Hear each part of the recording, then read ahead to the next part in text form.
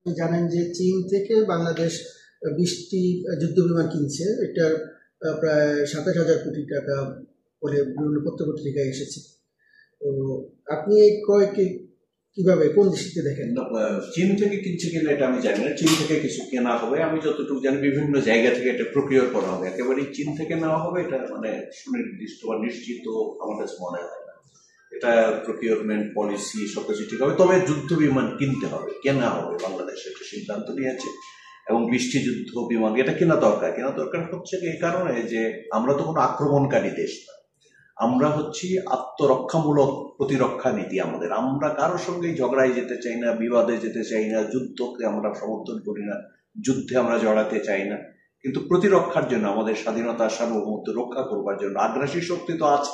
আমরা আগ্রাসী না হই, কিন্তু অন্যান্য আগ্রাসী শক্তি তো দুনিয়াতে আছে, যারা আমাদের স্বাধীনতার উপর, যারা আমাদের সার্বভৌমত্বের উপর, যারা আমাদের ভূখণ্ডের দিকে নজর রাখতে পারে, থাবা বিস্তার করতে পারে। সুতরাং আমাদের যে শক্তি সামর্থ্য, সেগুলো যে কোনো আগ্রাসনকে প্রতিরোধ করবো, সেটা তো আমাদেরকে অর্জন করতে হবে। এবং আজকের যুগে যে সমস্ত যুদ্ধ, এটা মূলত আকাশ যুদ্ধ প্রধান হয়ে উঠেছে। একসময় যে স্থল যুদ্ধ প্রধান ছিল, একসময় নৌযুদ্ধ প্রধান ছিল, এখন কিন্তু আকাশ যুদ্ধটাই প্রধান হয়ে উঠেছে।